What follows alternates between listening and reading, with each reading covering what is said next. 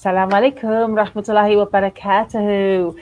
Welcome to Ramadan Reset, your visit to my living room and my beautiful friendship group in this wonderful Ummah of Rasulullah. How is your day? How is your fasting? How are you feeling? Are you tired? I have to say, I took a bit of a kind of epic nap today on the balcony, subhanAllah. I didn't mean to. I like to stay awake during the days and do little naps, but you know what? Staying awake through the night and sleeping during the day, I think it's a better way of doing it if you can. Salam alaikum. But Mubasha, you are the first person to send salam. So I ask Allah to bless you for that. MashaAllah, tabarakallah. So without further ado, we've got an amazing, amazing blessing of a guest with us today, mashallah. She is somebody who I found out just from Instagram, from looking for positivity, from looking for people of knowledge in these different areas and different groups and social platforms. Ustada Maryam Amir is with us today. If you don't know, you don't know. That's all I'm going to say. Please find out. She holds a bachelor's degree in Islamic studies through Al-Azhar.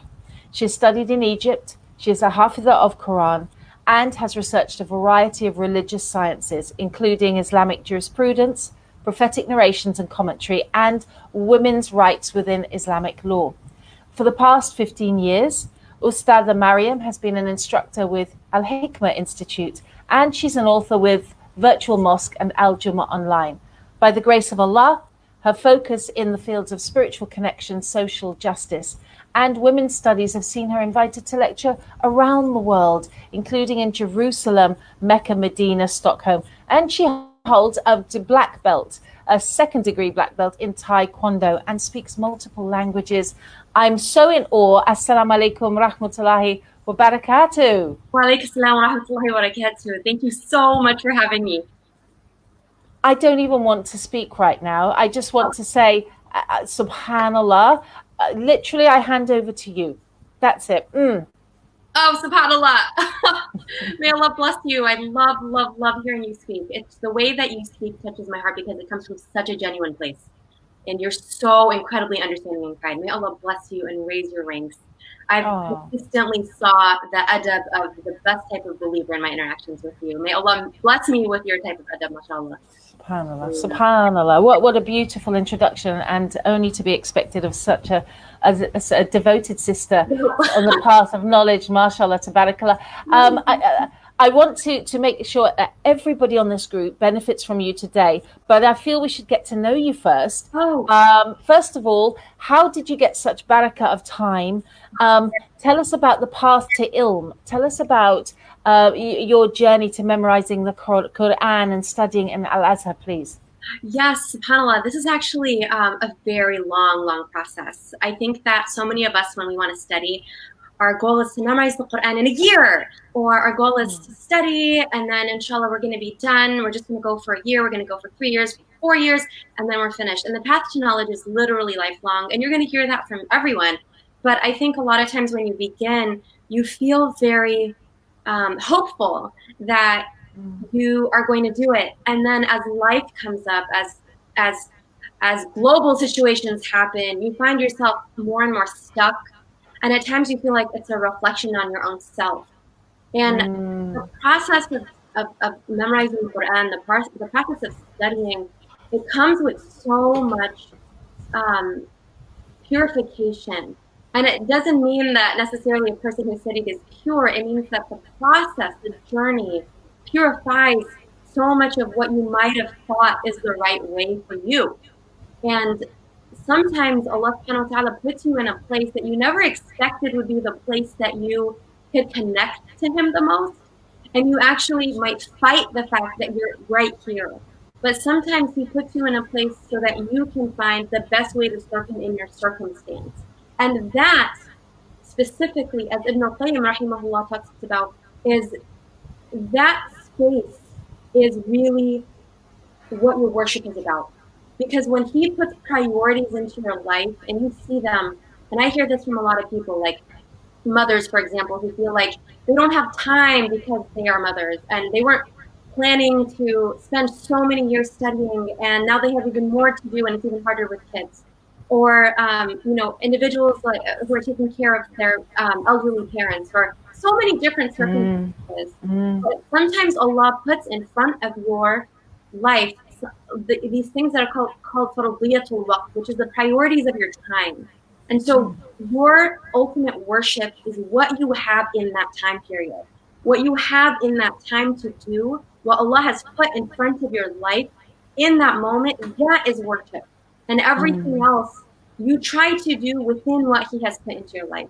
So definitely, it's such a long journey to get to the goals that you have. For me, for example, I knew that I wanted to go into memorizing the Quran when I was a senior in high school. I wanted to become a scholar. I wanted to memorize the Quran. And subhanAllah, the process of memorizing the Quran took 7 years for me. The subhanallah. process of actually studying, alhamdulillah, I went to Egypt and then I came back. I was supposed to go back, and then there was the Egyptian Revolution, and then there was the coup, and there's so many things that just kept happening in my life. And for me, in each part, it was a reset to relook at my life and think like, why does Allah subhanahu wa ta'ala want me to be here right now? Mm, What is it in this mm. journey that I need to look at and see, why do I need these parts of this journey for right now? So it's certainly a long process, but I will say that over and over, every time I made istikhara, which is this prayer of asking for guidance, there were times that I felt like the answer is not, uh, you know, to stay here. I don't want to do that, but it just, this is the way that Allah set my life, and I have to be accepting of that.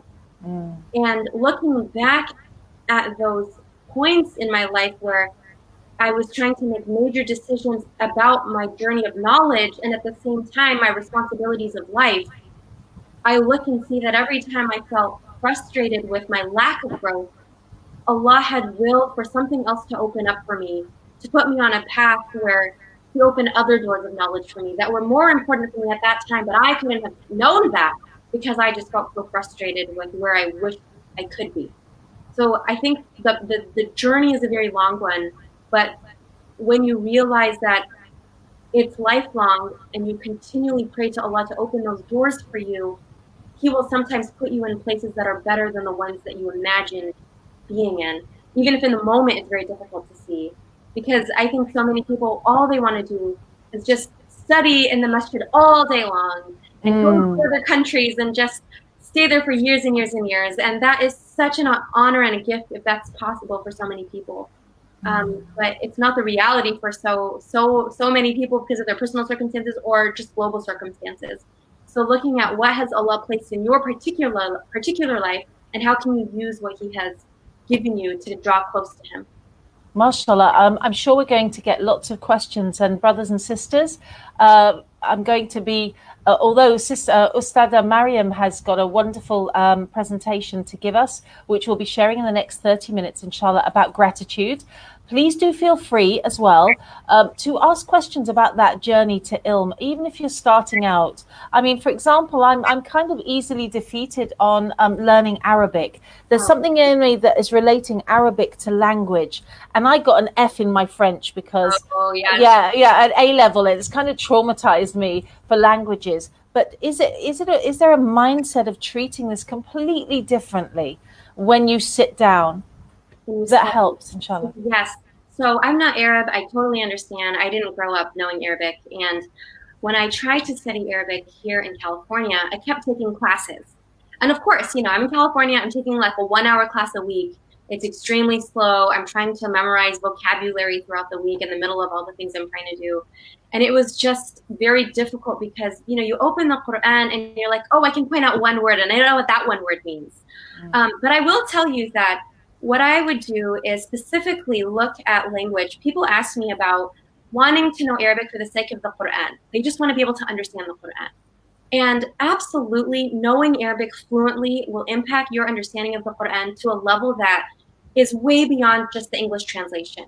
But I will also tell you that I spent maybe about 5 years before I moved to Egypt to study Arabic just reading the translation of the Quran. So I would spend every day reading 5 pages a day of English and Arabic.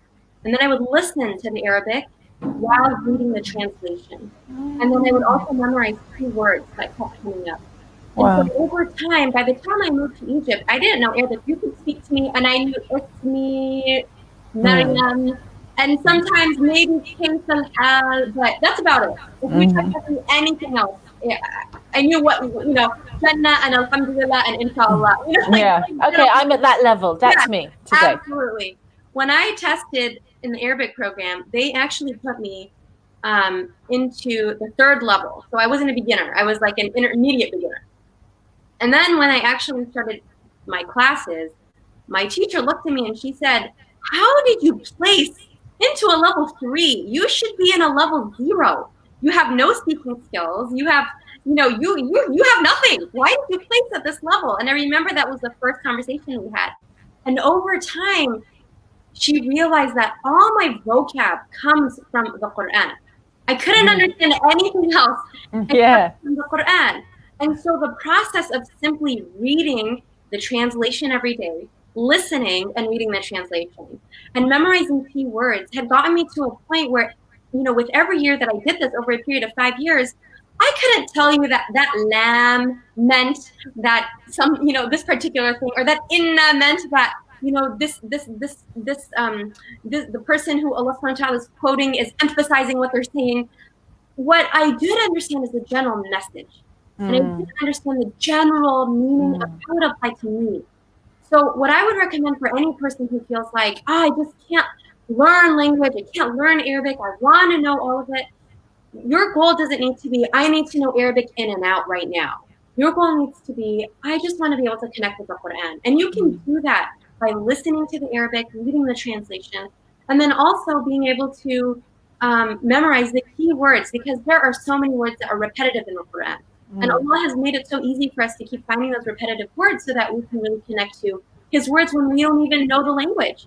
So being able to memorize those keywords helps us process what the words are to us, even when we don't speak Arabic. And it's a mercy for him because he knows that his book came down in a language that is going to be spoken until the end of time.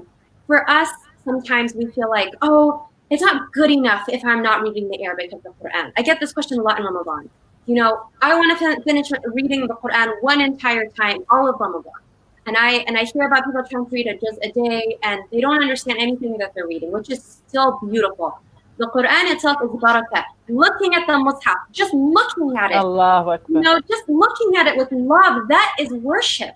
It is worship to simply gaze at the mushaf with love. It's worship to hug the mushaf out of your love for it. I mean, subhanAllah, the Quran itself brings healing. It brings blessings into your life without you even understanding it. Your recitation of it. There are angels that roam the earth just looking for people who are reading the Quran. When you read the Quran, angels come into your home, they come into your life, and with them comes blessings and mercy and the answer of dua. So there is every blessing possible when you read the Quran when you don't understand it. And in addition to that, imagine how much more when you do understand what you're reading in a translation. Quran was revealed in Arabic to Arabs. It wasn't revealed in Farsi to Arabs. It wasn't revealed in Japanese to Arabs. It wasn't revealed in Spanish to Arabs. It was revealed in Arabic to Arabs. And so the point is that Allah used the language that they know so intimately, and it challenged them because the eloquence of the Quran is really its miracle. Of course, the Quran has scientific miracles. Of course, the Quran has miracles in so many different ways. But once you do know the Arabic and the linguistic miracles, you can do nothing. And I'm sure that you yourself have read the Quran and found yourself weeping, or read the Quran and found shivers. Your body just shivers because Allah's talking to you. Like, how did you know that you're going through this? And you open the mushaf and all of a sudden it's not you. And so that is such a real experience, because Allah truly watches us and He appreciates our connection with His book in any language. But then imagine if you're witnessing the revelation and the words that the Quran are using are the words that you use in your daily life. You could never even attempt the eloquence and the power of those words. So yes, knowing that language is so powerful for your deeper connection, your understanding, your ability to look at the tafsir in Arabic and understand what they mean. But subhanAllah, that journey just begins with the language that you speak. And in terms of if you do embark on a full-blown journey to memorize, or excuse me, to learn Arabic so that you could like fully understand and access all of these texts, because unfortunately, so much of our history is written in. I mean, it's not unfortunate. It's wonderful it's written in Arabic. It's unfortunate it's not translated, so we don't have as much translated work as we do in Arabic, of course. So being able to access all of that is just very exciting. But I remember when I went to Egypt, for me, I really enjoy speaking with people, and it seems like you do too. It seems like that's something that you enjoy. And I tried to make every opportunity of being outside in Egypt itself an opportunity to practice my language. And I knew that people weren't going to understand me, and I knew I was going to make a fool of myself, but that's okay because my goal is to learn the language. And so what I would do is I would try to flag a taxi, and I remember once I was trying to move apartments, and I had a suitcase, and I didn't know the word for suitcase. And so I went and I was like, I need shame. And I was like, I have this thing, and it's like a square, and you put clothes in it, from one place to another. And the guy was like, oh, yeah, you have a suitcase. You're telling me in Arabic, you have a suitcase. Yeah. He was like, oh, I don't have space for that. Good luck. And I'm like, okay. Then the next taxi comes, and it's this process where you don't look at how it's, this this unsurmountable language. You look at this connection with Allah. It's this connection with the book. It's this connection with the people. And when you focus on what drives you, you seem like you're someone who is driven by a connection with people. Some people don't have that.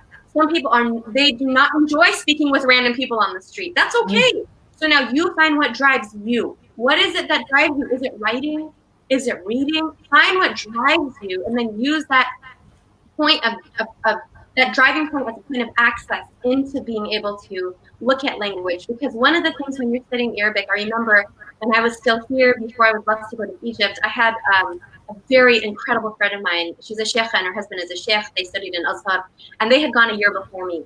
And so I remember once I was speaking with her online, and she was like, it's just so hard, and it's not, our iman is not feeling strong, and I'm here like in my room in California, they're living my dream, and I'm like, how could you say that? You're in Egypt, you're like everyone's dream right now, subhanAllah. But then I got here and I realized that you're not studying the Quran all day. You're learning Kitab al-Asas, you're learning this man Yusuf who goes to the bank and then he goes to the hotel, and it's like, what does Yusuf have anything to do with the Quran?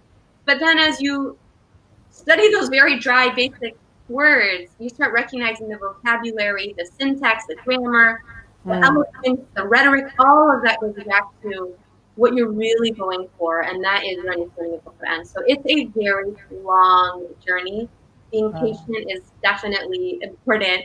Making a lot of dua, and always reminding yourself like why you're doing it. Going back to your access point for yourself to motivate you. And inshallah, that process will slowly help you get there, inshallah. And it's okay if it takes many years. That's okay. It is okay. Yes. MashaAllah. And it's not a linear journey, as you're saying. Everybody who's here, Assalamu alaikum, we are honored, deeply, deeply honored to have, I hope, someone who's going to become a friend and a mentor to me, because I feel so blessed to know you, Ustada Maryam Amir. And we are discussing gratitude today. And we've kind of linked it to baby steps towards the Quran as well. But what I'd like to do now is everybody who's here, this is a beneficial gathering on a social media platform where things don't always have to be beneficial. So bi'idhnillah ta'ala, press share right now. Share the khair from your chair, okay? And then anything good that comes from it, you're just reaping the benefits. So all you have to do is go below and press the share button, stream it on your page, bring many more people to this beneficial moment in Ramadan with an ustada talking about gratitude to Allah subhanahu wa ta'ala.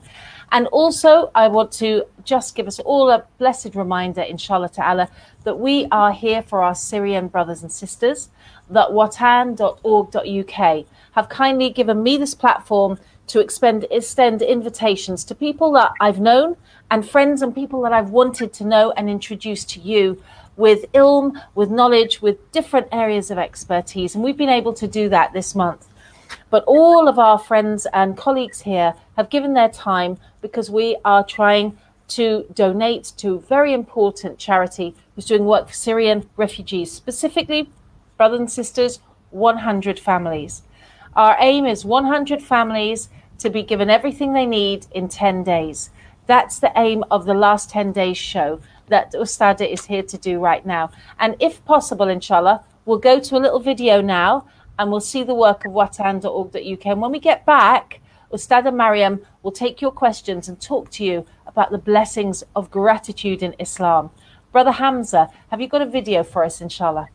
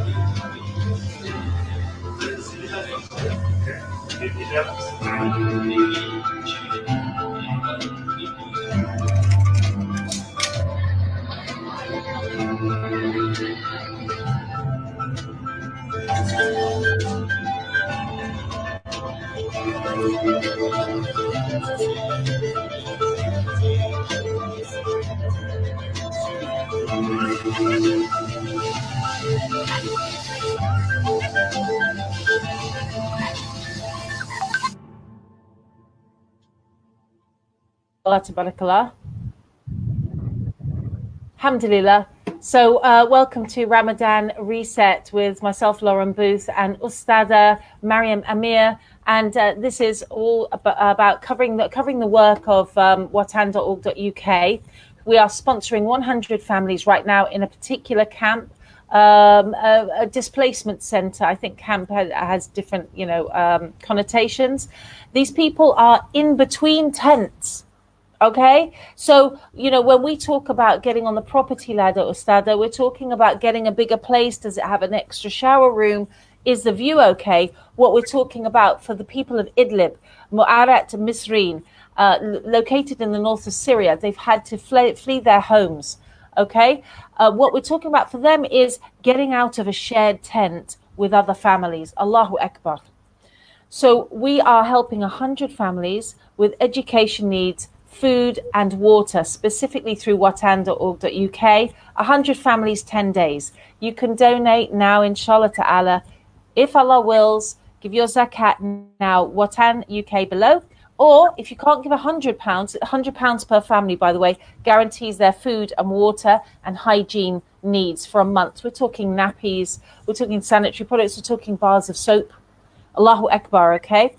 And the money also goes towards medication and education. So you can donate £100 straight away to Watan below, or go to my Just Giving, give whatever you can for the sake of Allah. So welcome back. We have an amazing Ustada here. Almost a black belt of Taekwondo. I guess that's a journey for you as well, subhanallah azim. And but we want to hear your words about gratitude, Ustada. Bismillahirrahmanirrahim. Alhamdulillahi Rabbil Alameen. Wassalatu wassalamu ala rasulillah. In Ramadan, especially, I hear a lot about how people who haven't felt emotionally connected to Allah in this month. So struggling with feeling like the sweetness of faith, those tears falling from their eyes. And that's a very common feeling that sometimes leads people to feel like they haven't been successful this Ramadan. This Ramadan wasn't good enough. They didn't do good enough. And almost anytime I hear this, I ask, what is going on in your life? Because the way that you are feeling from an emotional level, the stresses you have in your life, whatever is going on with your family or your job or your depression or whatever it is, sometimes we take those things and we think all of this difficulty and the fact that I don't feel an emotional connection with Allah is a sign that I am not close to Him or I am not accepted by Him. When in reality, those are our own insecurities. Those are our own things that we are processing in our tests. And then what we do is we start projecting them onto Allah. So we struggle with our own selves. We feel like we're not good enough. We struggle with our own religious insecurities. And then we project that all into Allah subhanahu wa ta'ala. And then we think, if this is the way I feel about myself, if I am struggling with feeling apathetic towards myself or self-loathing or any type of struggle internally, then that must mean that that's how Allah subhanahu wa ta'ala views me. And we can never say that the way that Allah views us is the way that we see ourselves. Instead, what we should know is that Allah subhanahu wa ta'ala is the most merciful, the most loving, that He sees all of the pain that we're going through or the confusion that we're going through, the stresses that we're going through, the loss that we're facing. He sees all of that. And this is why the Prophet ﷺ taught us that even the prick of a thorn is a means of our forgiveness, is a means of our drawing closer to Him. Because all of these types of trials in our lives, they all are a form of our own closeness to Him in this life and when it really matters for eternity in the next. So whenever we are going through a very difficult space and we start to view ourselves in a deficit, it's important to reevaluate the way that we are looking at ourselves and start thinking about ourselves from a place of gratitude, of what we have. And we see in our ummah such an emphasis on this. In our global conversation, when we talk about, for example, people with disabilities, even the term itself is a disability. It's someone who doesn't have the same ability as someone else. But really, which is, of course, a totally perfectly fine term. I'm not trying to say that that's, if someone, this is a term that someone who's disabled identifies with, that is amazing. Another way that we can look at that is that, those who have a disability also have varied abilities because they can do things in ways that those who are typically able, like someone who doesn't have a struggle with maybe eyesight or hearing or arms or whatever it is, they can do things in ways that other people can't. So their abilities are varied. And one of the things that we continuously see in our religion is that there is a highlight on people who don't have the same necessarily abilities as those who are typically able, but they are still critical for the community and are in a place of gratitude. So I'll give you an example. For example, Abdullah ibn Maktoum, who is known as a companion, who's a blind man of the Prophet sallallahu alaihi wasallam, is a companion. We today, we know someone who is blind, or we hear someone who's blind, and sometimes people think, oh, that's so sad that they don't have eyesight. And of course, not having eyesight, eyesight is an enormous blessing, of course. That's, you can't say thank you enough for that blessing. But that doesn't mean that they don't have other blessings. And just like we might not have the same thing that they do. And when we see in the community of the Prophet sallallahu alaihi wasallam, he had an imam who we know as a famous imam. Do you have a name in mind when you hear the adhan the mu'adhan, someone who makes the adhan? Our listeners, when you hear someone who makes the adhan, who do you think of? The person who made the adhan at the time of the Prophet sallallahu alaihi wasallam. What's a name that pops to you? Bilal. We're going to say Allahumma salli wa sallim ala nabiyyina wa habibina Muhammad for 3 seconds. Allahumma salli wa sallim ala nabiyyina wa habibina Muhammad. Allahumma salli wa sallim ala nabiyyina wa habibina Muhammad. MashaAllah, the inpouring is just too many people. So normally people say Bilal radiyallahu anhu. And he is an incredible mu'adhin of the Prophet sallallahu alayhi wa sallam. And the second mother of the Prophet ﷺ was Abdullah ibn Maktoum. And what's incredible about this is the Prophet ﷺ put him in a position where people are not only being called to the salah, which is the most important daily action of a Muslim, but not only is he in a visible position, but people coming into the community who don't know the Muslim community, people who are coming in and wondering about this religion, are seeing a blind man as a representative for the most important aspect of our daily ritual. So what we see is that the Prophet ﷺ, in the way that he set up the policies of his community, he's reminding every believer that no matter what your circumstances are, you are not just welcome into the community. You're not just here in the community. You're critical. You're integral for the way that our community functions. And that is a place, that recognition that I have a purpose, that is the beginning of where we start to feel a sense of gratitude. Because when we look at our life, when we feel like we have a reason for our day-to-day, that in and of itself is enough to fill our hearts with this feeling of humility, because so many people have so much time and have absolutely no idea what to do with it. So many people have every single blessing, but they don't know where to go. And that is really difficult. It's really a test. Yes. To not have any idea what to do with yourself. You might be in that circumstance. So many of you might be in that circumstance where you do pray and you do all these things, but you don't know what your major goals are. You might not feel happy with where you are in your life. That's okay. That's a process. But if you still know that in the end of the day, إِنَّمَا الْأَعْمَالُ بِالنِّيَّاتِ, with your intention, everything can become an act of worship. Then you can turn that hours of trying to figure out who you are on your laptop into a form of worship, because you're trying to find out how you best can serve. All those times where you feel like you don't know how the day has passed because of cooking and cleaning, but all of that was for a purpose. You have something that grounds you. And Imam al-Dhahabi, he's a scholar of our past, who has a narration of a man named Abdullah who was walking on a hill, and he came across a tent where someone was living. And he approached the tent, he asked to enter, and he finds that there's a man who's paralyzed, he's blind, and he doesn't have his arms.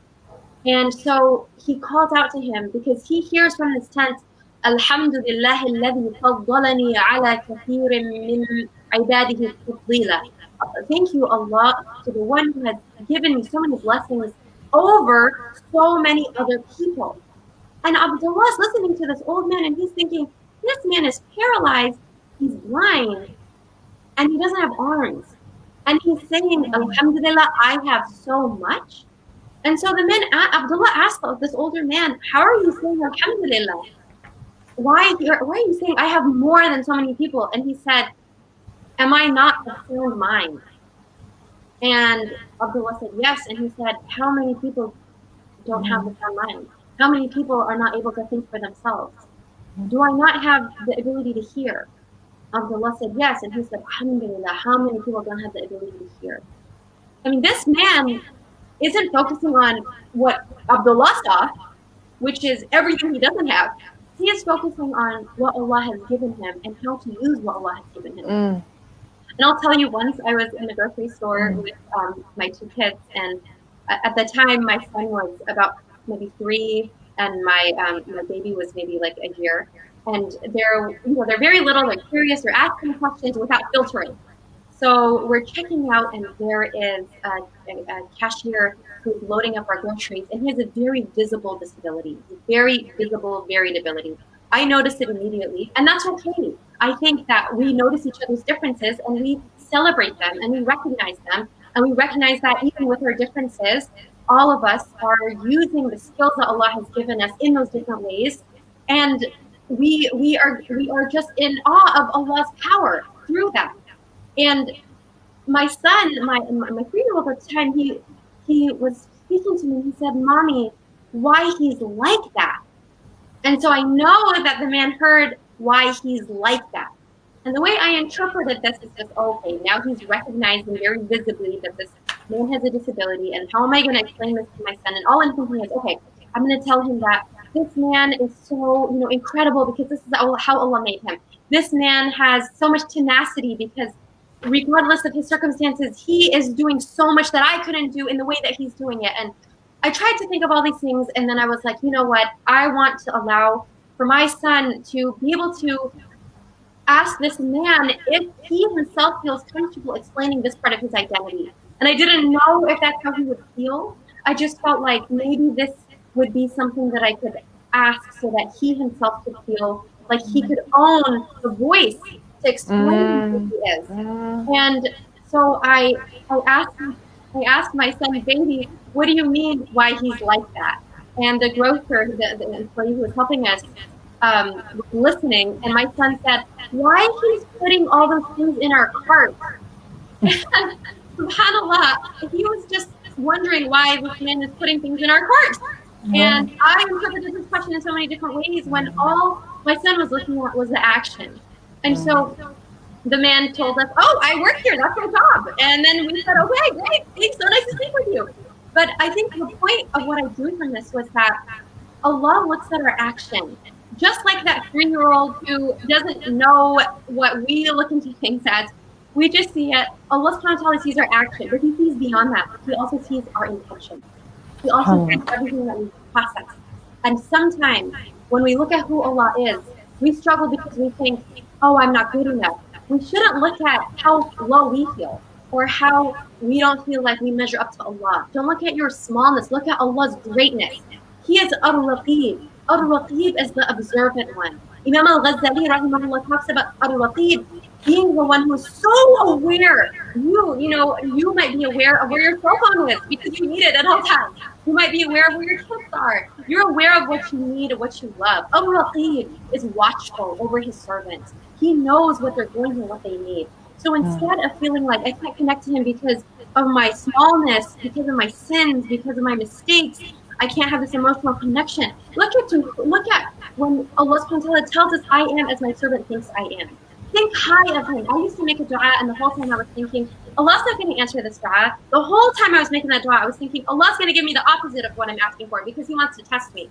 Why would Allah give you when all you're thinking of is the worst things about Allah? May Allah forgive me. So many of us are trained to look at Allah in that way. And some of that comes from our own trauma of our own selves. Healing yourself is a process, but that process helps you heal in your relationship with Allah. So instead, look at your relationship with Allah. I started changing and I realized, wait a second, I am as my servant thinks I am. I'm going to make dua and I'm going to have certainty in that dua, as the Prophet ﷺ told us, make dua to Allah and you are firm in your belief. So you make a dua to Allah knowing that Allah will answer you, and that answer might come in different ways, but He will answer you. Maybe you don't see the exact answer, but He will come in a different way. And so I started making dua to Allah subhanahu wa ta'ala like that, with the certainty of who He is, Al-Raqib who is watching me, Al-Mujib who will answer. And Allah subhanahu wa ta'ala answered that dua. And sometimes for me in those duas that I made, they would take 2 years, 7 years, 10 years until they became answered. Subhanallah. But that's okay. It's the journey that's part of the process of that dua. Yes. Ustada Habibti, a question on gratitude. We should focus on people who are and ourselves when we're not doing well. The question is this: we seem to know how to ask Allah, but regarding gratitude, do we know how to thank Him?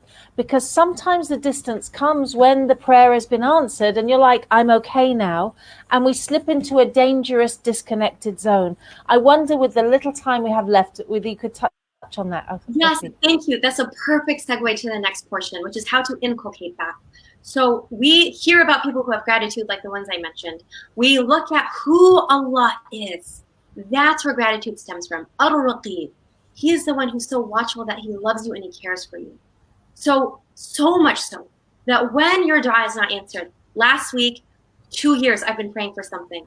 I thought that day it was going to be answered. I was supposed to get information about whether or not it was going to be answered. I was so hopeful and it wasn't answered. And I was devastated. But of course, I trusted that Allah has the best plan. And then later on in that day, I just really wanted these cookies that my friend bakes. And subhanAllah, out of nowhere, she called me and she said, I'm dropping these particular cookies off. Why did that happen? Allah knows your circumstance. When He doesn't answer the big, He still gives you the comfort of the small, because He knows the big is at a better time. But that small, out of his love for you, he continues to still give you. So to inculcate this gratitude, stop looking at the big you don't have. Start looking at the small you do. Take a moment every day. Psychologists say that for 21 days, if you just write down 3 things at the end of your day that you're grateful for from that day. Alhamdulillah, I found a parking spot today. Alhamdulillah, I have a toothbrush to brush my teeth. Alhamdulillah, I was able to sleep without rain pouring upon me. Oh my God, so many people don't have these blessings, but they might have different ones. Ya Allah. So we think about those 3 things a day that Allah has blessed us with. For 21 days, if you write this down in a journal, your attitude will psychologically, your neurons will start shifting to look at things from a place of gratitude, the attitude of gratitude. And for an emotional connection in these days, what I recommend is you take some quiet time to just sit and just say, Alhamdulillah. And with every single one that you say, you think about a blessing. Take time for yourself every day, even if it's just 5 minutes, and just focus on giving thanks to Allah. And in that moment, think of what you're giving thanks for. It can be as huge as the fact that you are able to close your eyes at night, because some people do not have what is needed for their eyes to close, so they have to tape it shut. Or it could be as small as Alhamdulillah, that I'm so blessed that I have a place to sit, which is still not so small. Really, there's no small blessing. So you sit and you think of Alhamdulillah that I have nails to cover the painful area underneath it. Alhamdulillah that I can see the sky. And if you can't see the sky, Alhamdulillah that I can breathe. Whatever that blessing is, you just say Alhamdulillah for each blessing over and over and over. And instead of approaching from this deficit, oh Allah, I need this, I need this. This is a form of worship. With coming to Allah, begging Him is a form of worship. Your need, asking Him, is a form of worship. You also merge that with the gratitude of what you have. Oh Allah, thank you for the blessings you have given me. Send your salawat on the Prophet sallallahu alaihi wasallam. Oh Allah, as you have given me this in the past, as you have given me this in the past, please answer me again and give me this. Oh Allah, you are Al-Kareem, the generous. We could ask, you could ask, every single person who's listening can ask, the whole world can ask, and Allah can give every single one of us what we need. And it's nothing more than dipping a needle into the ocean. And how the needle comes out is practically dry. That's all it takes away from Allah's dominion. So when we ask big and we ask small. But when we come asking for what we don't have, we recognize that it's not from a place of deficit because I don't have it, because I don't. And that's okay to feel like I'm in a deficit. But the difference is I'm coming to Allah knowing that it's not what I'm asking for, it's who I'm asking. Allah is the most generous, even when we don't deserve the generosity. He is the most merciful, even when we don't deserve the mercy. It doesn't matter what you are asking for, because you're never going to be getting enough. But it's not about whether or not you're good enough. It's about who He is. He just is. Ramadan is a time of blessing. The 2 rak'ahs you pray in Ramadan are the same as the 2 rak'ahs you're going to pray next week outside of Ramadan. But, subhanAllah, it's the same action, but the timing is the barakah of it. So the same thing that you're asking for, the smallness of it is not small to Him.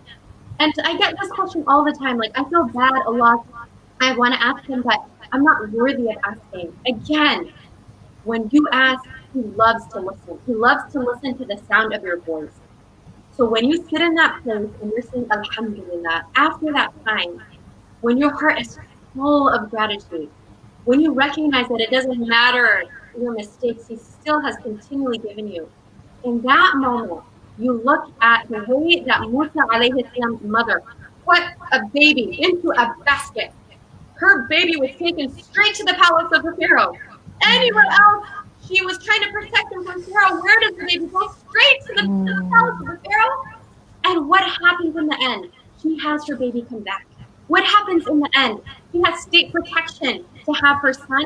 And for the rest of humanity, he had to be put in that place to create the legacy of the freedom of the Banu Israel and the establishment of this worship of Allah subhanahu wa ta'ala, which until today has made an impact for the entire world.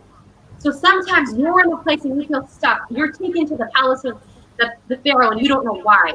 Remember, he knows your hereafter. He knows your full-time story. And those tears that you weep when you are begging him in the soil, maybe those tears are the ones that will fertilize the earth in which a tree which has flowers bloom. And while you might be in your grave 300 years from now, birds and butterflies and bees are taking from the fruit of your tears, and you're still getting the reward that you planted from your sadness in that moment.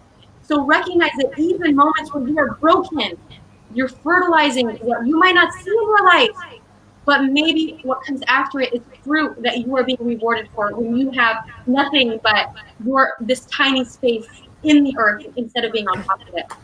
Coming from a place of gratitude, Allah subhanahu wa ta'ala has told us that when you're grateful, I will increase you. So being grateful to him, and inshallah, he will increase you in the blessings that you need. Allahu Akbar, mashallah. We've all benefited, Ustada. Thank you so much for your time. And that's I just think, brothers and sisters, to wind up with sister, and then I'm going to stay on a little bit longer. Return to gratitude. Doing well can distance ourselves from Allah Ta'ala, but spend time being grateful this Ramadan. We know how to ask, but do we know how to thank? I'm really going to take that away. And Ustada said, you know, wisely, mashallah, tabarakallah, get away from a deficit mindset, because Allah Ta'ala is Al-Muqib, he's Ar-Rahman, he is overall things beneficent and in control, and get with that program, inshallah Ta'ala, and watch the increase. Yes, thank you so much. Thank you so much for the honor of being with you, and thank you so much for your kindness. Bless you, sister. We'll speak again, inshallah ta'ala. I know you have other things to do, so we'll let you go. And please, everybody, make dua for Sister Maryam, her family, and for her work to continue, inshallah ta'ala. Wa alaikum salam wa rahmatullahi wa barakatuh. Well, I feel really quite emotional about that. I know what I'm going to be doing this evening, inshallah ta'ala. Maybe you'll be doing the same. We can, you know, get away from a deficit mindset, sit somewhere and just 5 minutes, alhamdulillah for my eyes, alhamdulillah for my husband, alhamdulillah for my children, alhamdulillah for whatever big and small that we have, Allahu Akbar, and take that time to thank Allah this holy month as well. We focus a lot on asking, and that's great. This is the month when the du'as are answered, when our fasting, may it be accepted, you know, where it was beloved to Allah Ta'ala, but also to sit there and acknowledge what Allah has given, and to really be happy with that, because, you know, if we're grateful, he will increase us. Subhanallah. This whole program, which has been put together by the grace of Allah, has been sponsored by watan.org.uk to bring you great content on social media platforms, and also to alert us to the needs of our brothers and sisters in Syria. Subhanallah Azeem, they haven't gone away. No solution has been found. These tens of millions of people haven't gone back to their homes. These children are not safely back in their beds. These mothers are not able to wash their children in their own bathrooms. They don't have their own fridges to go back to. They're not sitting next to their grandmothers in their gardens with their fruit growing as they used to. But by the grace of Allah, these brothers and sisters are thanking Allah just to have a center where they can be together if they made it from the war.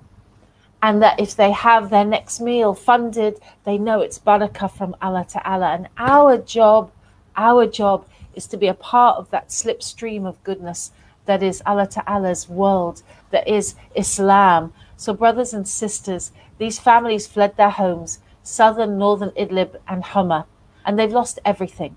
And watan.org.uk, I've got a Just Giving page with them this whole of Ramadan. And in the last 10 days, we want to sponsor the 100 families who are right now in their special displacement center. Right now, you can find out about this in watan.org.uk. I'm going to play a very short video, please, Brother Hamza, the one about the actual camp itself, so we can see them. We'll watch that now and then come back, inshallah.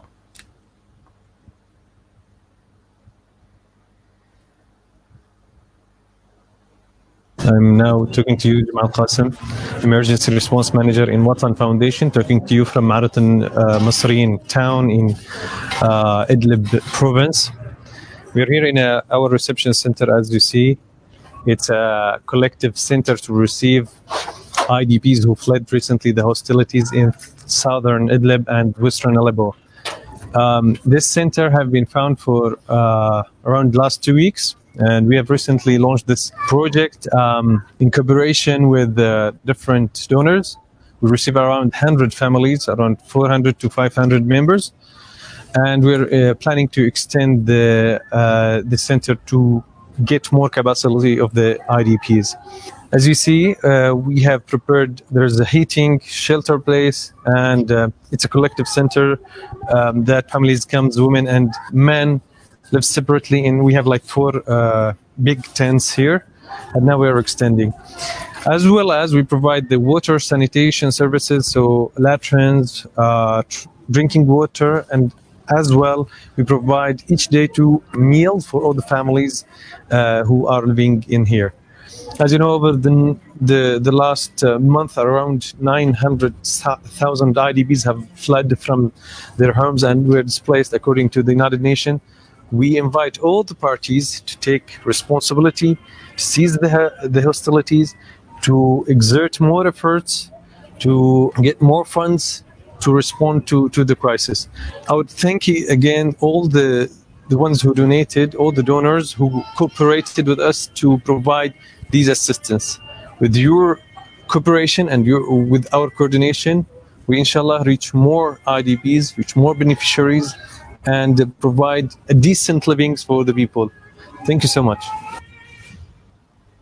Alhamdulillah. So we're all here tonight, gathered by the grace of Allah, with the chance of doing some great work. We browse too much on social media, which is wasteful, but thanks to Ustada Maryam Amir, we've really had some good learning tonight. And now it's time to show Allah our love for His Deen. And how many of the ayat of the Holy Quran link love for Allah and prayer with charitable giving? So this £100 for 100 families will provide these items: food, water, hygiene, medical care, and education. So £100 to many of us, we have the zakat, and we like to give to different places.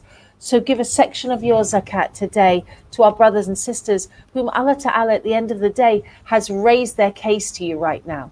I'm sitting here because Allah Ta'ala has chosen me to sit here in the month of Ramadan to be talking about our brothers and sisters, to present their case to you. Just think about that. And you're sitting where you are, at home, on a bus, on a train, in your garden, in lockdown, free to move, so that you can hear about the case of the specific family who's waiting for you to help them. Allahu Akbar, it's written for you. So £100 will provide food, water, hygiene, medical care, and education, and keep these families going in this camp. Subhanallah Adeem. So you can go to one of the links below. Brother Harris Khan is here. You can go to watan.org.uk, check out which area you want to give it in. Although we're raising specifically for food and hygiene. And you can give less on my Just Giving page, and Allah knows best what we do. I hope you benefited from this, so brothers and sisters. And I ask for Allah Ta'ala to put blessing in all of our good deeds, to accept our du'as, to give us increase, to allow us to be grateful to Him that He may increase us even more, and to accept all our fasting and good deeds this holy month. Inshallah Ta'ala, bi'idhnillah Ta'ala. May Allah Ta'ala bless Sister Maryam, Ustada Maryam, and all your families. I'll see you again tomorrow, inshallah. Assalamu alaikum, rahmatullahi wa barakatuh.